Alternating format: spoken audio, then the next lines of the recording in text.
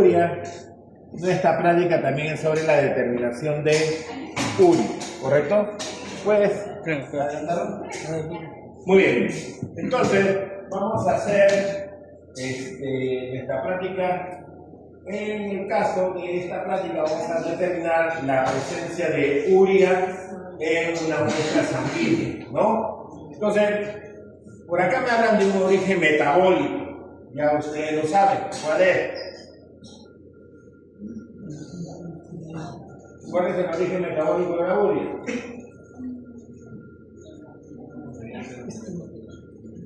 Del amoníaco, ¿no? O sea, viene del amoníaco, se dan del hígado. Entonces, el origen metabólico de la urea se está refiriendo a su producción. Y le estamos indicando que la urea se va a formar a nivel del tejido hepático debido a la participación del ciclo de la urea, que tiene que ver con la neutralización de los iones amonio provenientes de los procesos de desaminaciones de los aminoácidos, principalmente desaminaciones de tipo oxidativo catalizadas por la glutamato deshidrogenasa, ¿ya? Y también de la glutaminasa. Muy bien. Me hablan de un mecanismo de detoxificación, por supuesto. Hemos estado escuchando en el seminario que el amonio es tóxico y el hígado es un tejido detoxificador. Por lo tanto, ese amonio llega al hígado para ser convertido en una sustancia no tóxica, que es la urea. Y esa parte es una sustancia de fácil eliminación. ¿Ya? La urea, si la vieron ahí en las reacciones, tiene dos nitrógenos, tiene un carbono carbonílico. Los nitrógenos tienen pares de electrones sin compartir. El carbonílico también tiene pares de electrones sin compartir. Por lo tanto, es una molécula polar. Y lo polar, ¿por dónde lo eliminamos? Por la orina. ¿Correcto? Entonces, ese es el porqué. Muy bien. En la parte de bioquímica, nosotros vamos a realizar su determinación. Pero en este caso, nosotros en esta práctica no vamos a formar complejo coloreado en glucosa, triglicéridos, colesterol, proteína. Siempre se formaba un complejo de color. En este caso no vamos a ver la formación del complejo de color. Muy bien. Entonces, no es colorimétrico el método. Pero si han visto la guía de práctica, dice método UV, ultravioleta.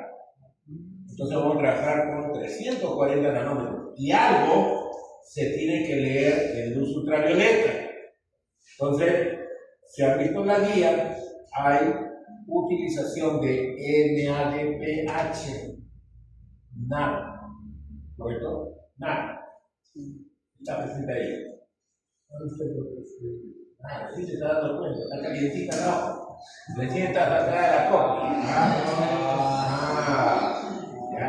Entonces, en la guía figura NADH. El NA lo vamos a poder visualizar midiendo el UV. ¿Ya?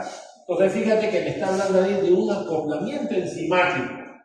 Vamos a degradar la urea.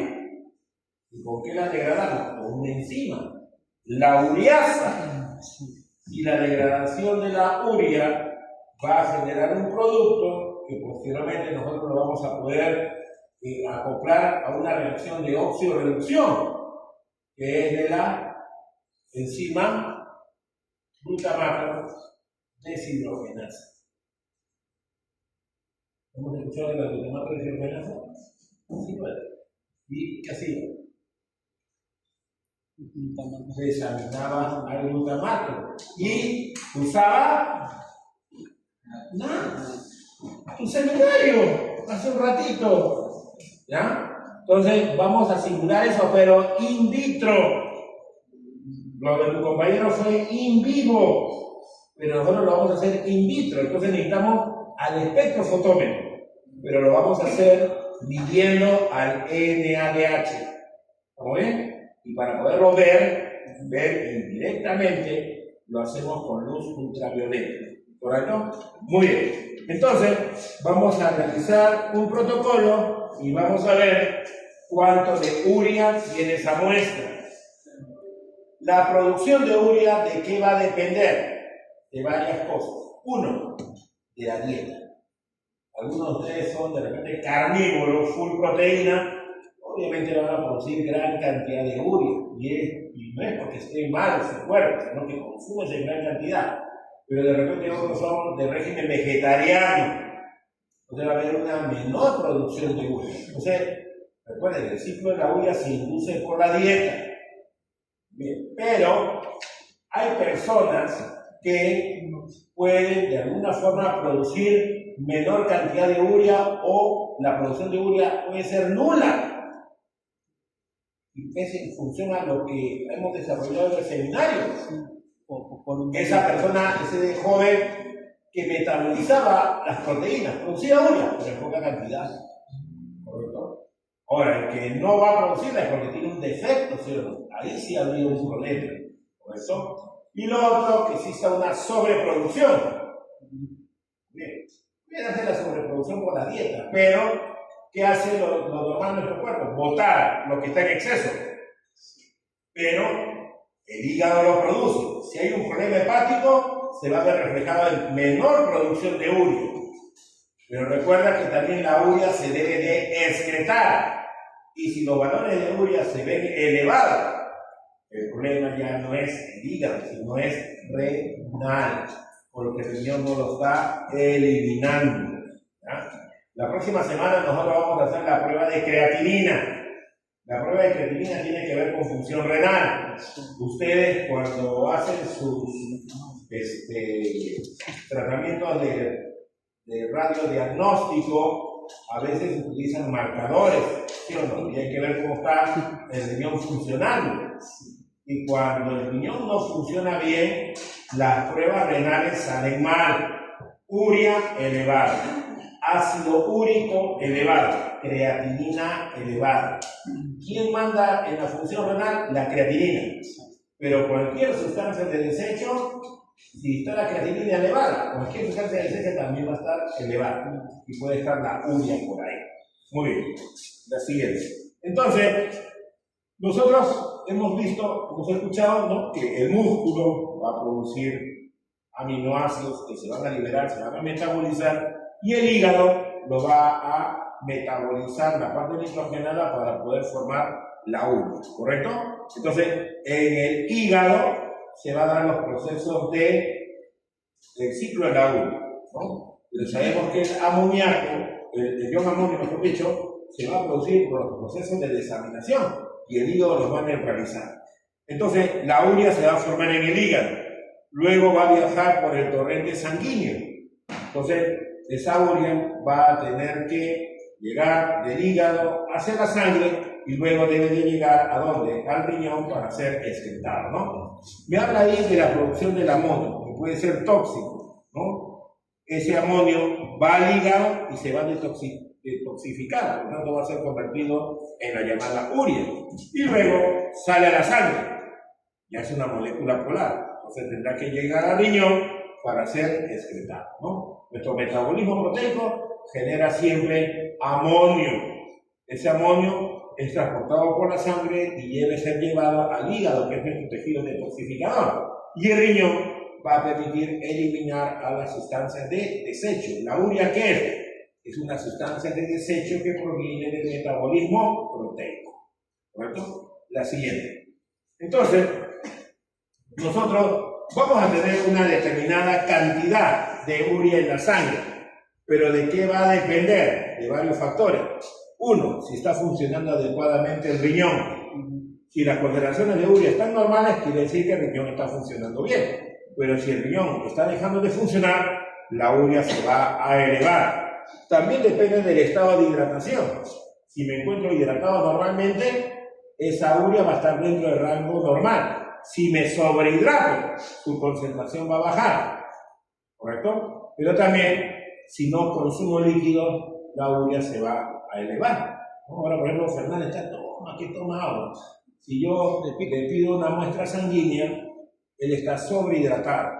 Tiene un problema con su estómago, pero se está sobrehidratando. Entonces podemos encontrar de repente una urea disminuida por la excesiva cantidad de agua que está consumiendo, ¿no? Muy bien.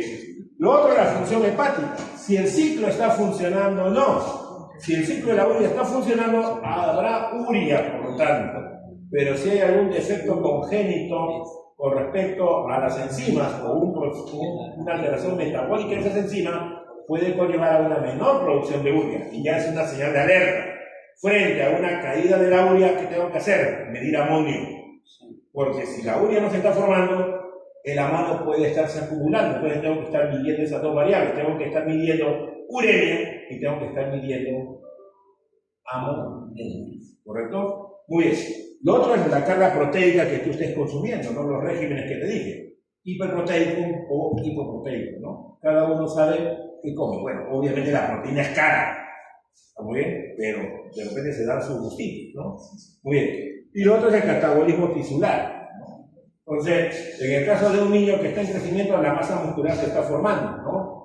Pero luego, cuando tú estás haciendo actividad física, estamos provocando de repente algunos tipos de procesos de proteólisis y eso está favoreciendo la degeneración del tejido, la liberación de aminoácidos y se incrementa el metabolismo proteico en el caso del hígado, ¿no? Entonces hay varios factores que pueden influenciar en su concentración. La siguiente, por favor. Listo. Entonces, la urea puede estar alta o puede estar baja. Entonces hablamos de hiperuremia o podemos hablar de hipouremia, ¿no? Entonces, como te decía, que se debe falla renal. El riñón no está botando eficientemente la urea, se acumula.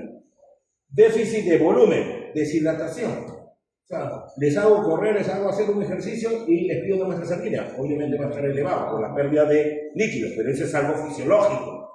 Pero si estás con diarrea o estás vomitando, obviamente eso no es normal. Y eso puede provocar pérdida de líquidos y obviamente la urea se eleve. Sobrecarga de nitrógeno, la carga proteica que puede estar la persona ingiriendo. Pero fíjate, dietas hiperproteicas, pero también hemorragia digestiva. ¿Ya? Entonces, podemos tener un problema de sangrado, obviamente la sangre que tiene proteínas, y esas proteínas van a ser metabolizadas, y eso va a incrementar la urea circular. Y el estrés metabólico, sepsis, estados hipercatabólicos, ¿no? Eso es por la actividad física de repente, o puede ser por problemas de degeneración tisular. Si la hipouremia falla en la síntesis, el hígado lo tiene que formar sí o sí, pero por ahí puede estar ese hígado con algún daño funcional, ¿no? Entonces hay lesiones hepáticas de varias índoles, ¿no? Virales o farmacológicas de repente, o entre otras, ¿no? Insuficiencia hepática severa, una fibrosis, por ejemplo, ¿no? Deficiencia nutricional, caramba, estamos en un país rico en alimentos, pero hay pobreza, ¿sí o no? Y esa pobreza genera la falta del consumo de proteínas que es lo importante, entonces eso puede generar disminución. Y lo otro, expansión de volumen, sobrehidratación, embarazo, síndrome de secreción, etcétera, etcétera. Entonces, hay varios factores que pueden involucrar cambios, pero tenemos que buscar siempre la homeostasis, ¿no? La siguiente. Entonces, ¿nosotros qué vamos a hacer? Utilizar un método enzimático cinético. ¿Está bien? Enzimático porque vamos a usar enzimas. V, porque ya te estoy indicando que el V va a medir al NAD, ¿correcto? Y va a ser una reacción acoplada, no colorimétrica. Y cinético porque lo vamos a evaluar en función al tiempo, ¿correcto? Muy bien. Entonces, mi enzima es la ureasa. ¿Y qué va a hacer la ureasa? Va a tener que degradar a la urea, ¿no? Cuando la degrada a la urea va a producir CO2, amonio, entre otras cosas, ¿no? Y la otra enzima, la glutamato deshidrogenasa, va a utilizar al amonio, va a utilizar al alfa-cetoglutarato y va a formar glutamato, pero vamos a tener consumo del NAC y esa es la reacción acoplada. Muy bien. Entonces, ¿por qué usamos un método enzimático? Porque hay especificidad. En la sangre hay urea. Entonces la ureasa va a reconocer específicamente a la urea. Y si se hidroliza, la otra enzima también que participa, la glutamato deshidrogenasa, va a reconocer específicamente a los productos de la degradación de la urea, ¿no? La precisión fotométrica tiene que ver con el valor V que vamos a trabajar, 340 nanómetros. A 340 nanómetros vamos a medir al cofactor enzimático. ¿Y quién tiene el cofactor enzimático? la glutamato deshidrogenasa. ¿Ya? NAC es un cofactor enzimático. ¿Ya? Y la enzima, la glutamato deshidrogenasa, lo requiere para tener actividad. Y en este caso va a haber baja interferencia dentro de la determinación. La siguiente. Entonces, la ureasa, ¿qué va a utilizar? La urea y agua. ¿Qué va a realizar? La hidrólisis. ¿Y qué va a producir? CO2 y amoníaco. O amonio. Listo. Esa es la primera reacción. La reacción es la reacción de hidrólisis. ¿Hidrólisis de quién? De la urea. ¿Y esa urea dónde está? En la muestra sanguínea. Muy bien. ¿Quién lo cataliza? La ureasa. Luego viene la glutamato deshidrogenasa. La glutamato deshidrogenasa, ¿qué va a utilizar? Amonio y glutamato. ¿Correcto? Pero recuerda que es una reacción de oxidorreducción que cataliza esta enzima. Entonces necesariamente requiere el NAC como cofactor enzimático. Entonces, este va a estar en una elevada concentración. Pero cuando ocurre esta reacción, el amonio se asocia con el alfa-cetoglutarato, hay una aminación. ¿Y qué se va a formar? El aminoácido glutamato, a expensas del consumo del NAC. Entonces, ¿qué pasa con este NAC? Este NAC está reducido, pero cuando esta enzima catalice el amonio que está produciendo la ureasa, ¿qué va a pasar con el NAC? Se va a consumir y va a haber aparición del NAD. Este se consume y este se forma. En UV, en 340 nanómetros, ¿cuál de estas dos formas del NAC se mide? A 340 medimos NADH. Por lo tanto, si yo hago esta reacción, ¿qué voy a observar? Que el NADH disminuye. ¿Estamos bien? Entonces, en esta determinación no es colorimétrica, pero sí vamos a evaluar la presencia del cofactor enzimático. ¿Y qué va a pasar con el cofactor enzimático? Se va a consumir. Por lo tanto, si yo puedo evaluar el consumo en el tiempo, ¿qué estoy haciendo? Una prueba enzimática, cinética. ¿Ok? La siguiente. Entonces, fíjate, acá hay un espectro de absorción. La longitud de onda varía acá, de, pongamos 100 nanómetros hasta 1000 nanómetros. Está todo en las longitudes de onda. Pero cuando ya pongo al NAC, fíjate que el pico de mayor absorción se está dando a 340 nanómetros. Profesor, pero si el NAC se utiliza, también se forma este, sí. Y tiene capacidad de absorción, pero fíjate, tiene una capacidad de absorción mínima con respecto al NADH. Y es por eso que se lee a 340 nanómetros. El de acá de repente tiene una longitud de onda de absorción, pero es diferente a 340. Entonces nosotros vamos a ver el consumo del NADH con respecto al tiempo. Entonces, ¿qué vamos a hacer nosotros? Vamos a hacer la reacción con el suero. ¿Y qué vamos a medir? La absorbancia. Y la absorbancia inicial, ¿cómo debe de ser? Alta. Si tengo los componentes de la reacción y no coloco el suero, ojo, en el suero está la urea. Si yo no coloco urea, la reacción no va a ocurrir. Por lo tanto, ¿cómo estará el NAC? En su mayor valor. Pero luego voy a colocar en la cubeta el suero. El suero tiene urea. ¿Qué va a hacer la ureasa? Lo va a hidrolizar. Al hidrolizarlo va a formar NAC. Perdón, va a formar urea. La urea va a utilizar el glutamato y al NADH. ¿Qué va a pasar con el NADH? Va a disminuir. Entonces va a haber consumo de NADH por la glutamato deshidrogenasa. ¿Qué va a pasar con su lectura? Va a caer.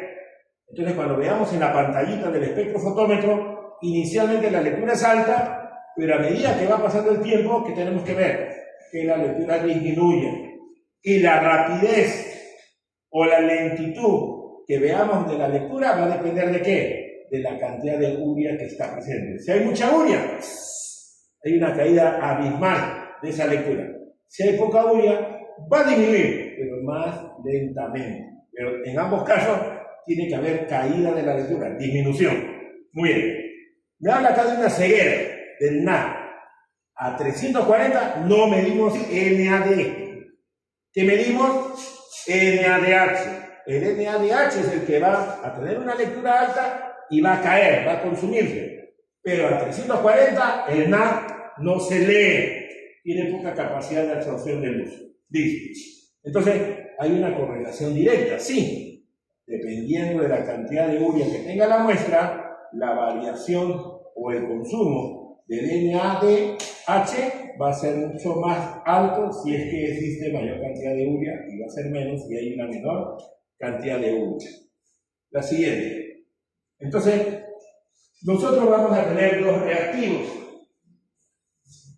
Tenemos un reactivo 1 y está en frasco color caramelo. Acá, ¿quién está? El cofactor enzimático, está protegido de la luz. Acá está el NADH. Y acá tengo el reactivo 2. Fíjate, reactivo 1 tiene acá, reactivo 1, allá, está bien. Reactivo 1 es el transparente.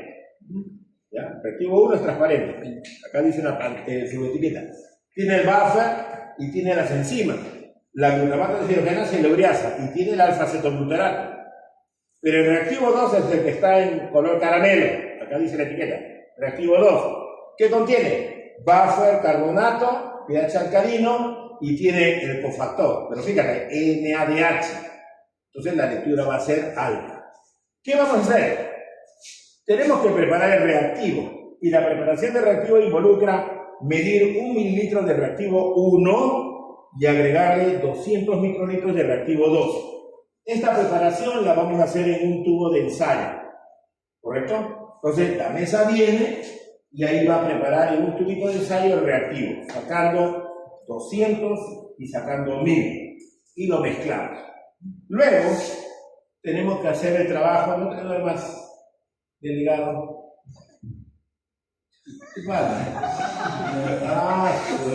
Está para la foto. Está para la foto del delegado. ¿Ha celebrado algo? ¿Ah? ¿Qué señor? No, la cosa es que ¿Has animado un evento? ¿Ah? No, sí. ¿Has matado? Sí, me quedé. Con un 0 vas a ver cómo te levanto. ¿Ah? Utilizas 2 reactivos. 2 ceros quieres. 2 ceros quieres. Ya, tranquilo, amigo, ya vas a acabar, ya vas a poder descansar. ¿Ya? Ya, recuerda que no hay repaso. ¿Ya? Entonces, ya tenemos el reactivo preparado. Ahora, ¿qué vamos a hacer? Vamos a medir 10 microlitros de suero y le vamos a agregar 1000 de reactivo que hemos trabajado. Pero ¿dónde vamos a hacer esta reacción? En tubo no. Lo vamos a hacer en una cubeta de cuarzo. No vamos a usar las cubetas de plástico, esto absorbe luz. El cuarzo es inerte a la luz ultravioleta. ¿Ya? Entonces, en esta cubeta vamos a hacer la reacción. Entonces, vamos a colocar la muestra de suero que tiene urea y el reactivo de trabajo donde están las enzimas y el cofactor. ¿Y qué vamos a esperar? 30 segundos. Y cuando ya mi reloj diga 30, miro la pantalla. ¿Correcto? Muy bien. ¿Qué vamos a hacer? La primera lectura. Esa lectura debe ser alta. De hecho, cuando yo coloque esto en el espectrofotómetro y va avanzando el tiempo, ¿qué vas a observar? Que la lectura va a empezar a bajar. ¿Ya? Pero los 30 segundos de término apuntan a la lectura.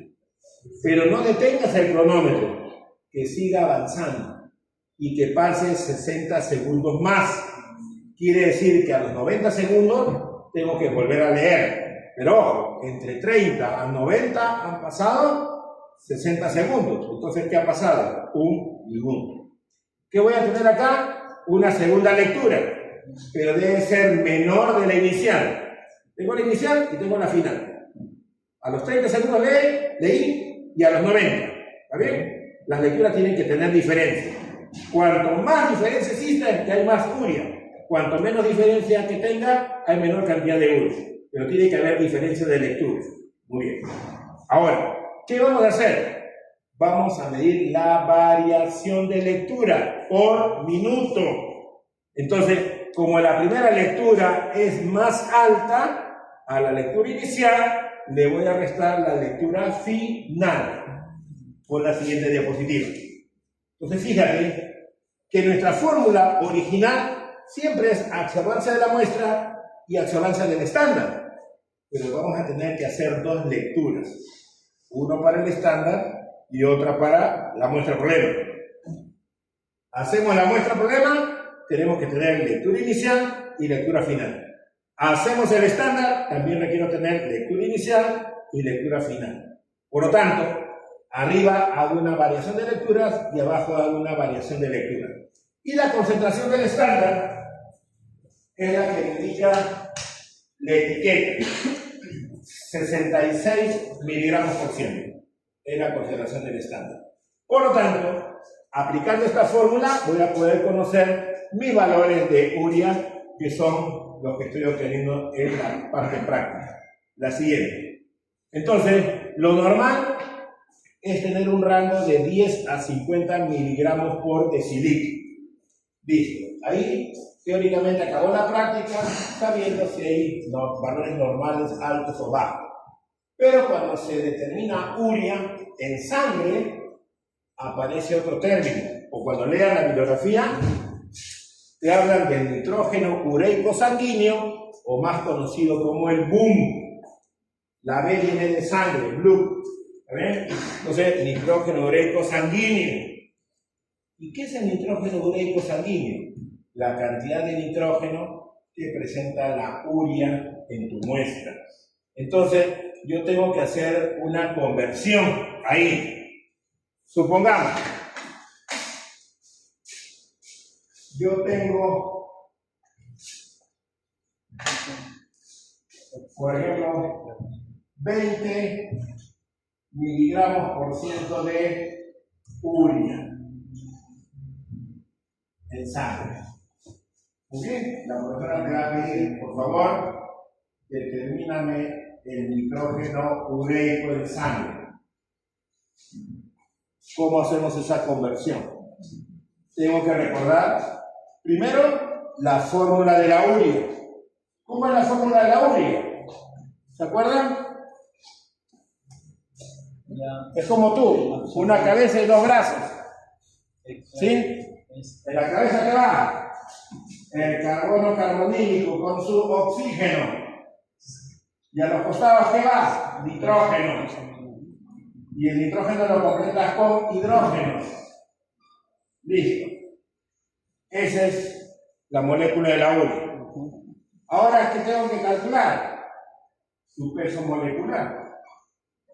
Entonces, tiene un carbono, tiene 2 nitrógenos, tiene un oxígeno y tiene 4 hidrógenos.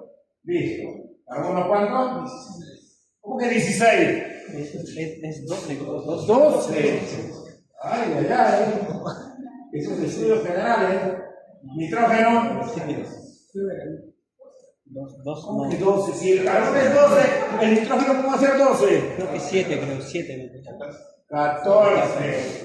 Entonces tengo acá 28 gramos. Oxígeno. ¿Qué 8? El número atómico es 8. Ay, ay, ay. Eso molecular, 10 gramos por mol. Hidrógeno, 1, 4. ¿Cuánto suma? No sabe sumar. 60. 60 gramos. O sea, una mol de urea pesa 60 gramos, ¿sí o no?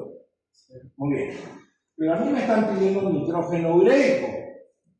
Entonces, una mol de urea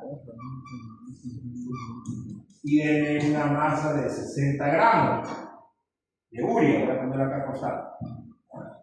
Pero esos 60 gramos, ¿cuántos nitrógenos tiene? 2. Por lo tanto, le corresponde 28 gramos de ¿qué? De nitrógeno ureico. ¿Está bien? Listo. Entonces, voy a hacer una proporción. Por cada 60 gramos tengo 28 gramos de nitrógeno, ¿sí o no? Muy bien. Si yo tengo 20 miligramos por ciento de urea, ya lo multiplico por 28 y lo divido entre 60. Y el resultado debe ser casi la mitad. Si fuera 30 entre 60 es un medio, ¿sí o no? ¿Estamos bien? Entonces debe ser casi cercano a 10. Es un poquito más, ¿sí o no? ¿Sí? ¿Cuánto sale matemáticamente 20 por 28 entre 60? ¿Tiene calculadora, pues, chicos? 8.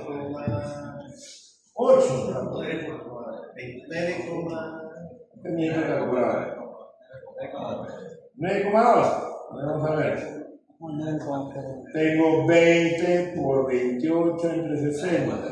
9,3.